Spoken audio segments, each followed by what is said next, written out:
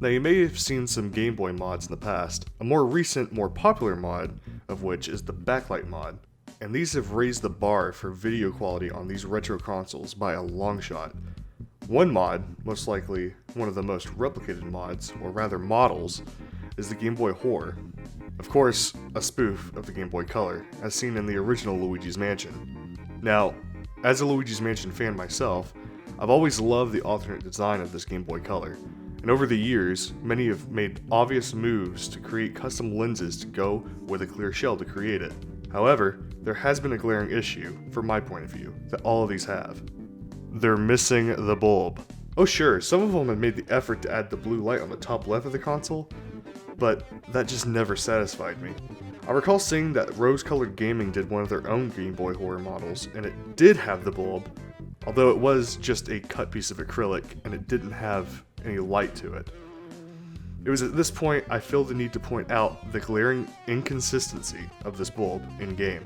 When the full-screen Game Boy Horror HUD is pulled up, the bulb isn't there, it's just the IR sensor. But of course, we all want the bulb. And well, here it is. It's 3D printed for the time being. I took a 3D model provided by Retro Modding of the IR cover and made an edit to it to have this bulb shape, and it's perfect. It fits snug and I haven't had any issues of cracking or snapping, even with carrying it with me throughout the day. Now of course, we're all asking the question, does the bulb work? Yes, of course. Not only does it work, but it can switch between modes as well. From blue to a blinking yellow. The switch is accessible in the battery compartment here. It's a little tight, but you can get to it.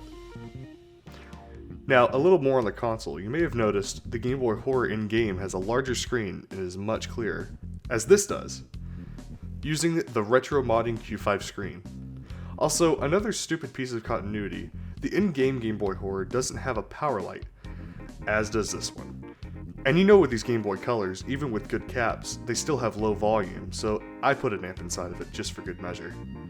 Now you may be thinking, wow, this is the best Game Boy Horror project I've ever seen. Well, there's one more piece. Yes, the Game Boy Horror cartridge.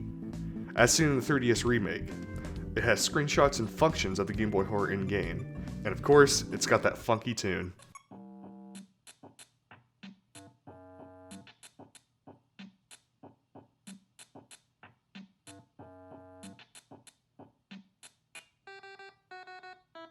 I do have to shout out JRO Mods for helping me create this cartridge, as I couldn't have done it without him.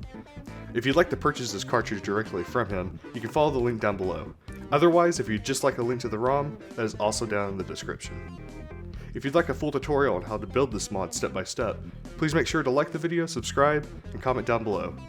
And while you're at it, make sure to check out Portable Productions' Luigi's Mansion E3 demo recreation, which is out and playable now, and let her know Chris Cube sent you.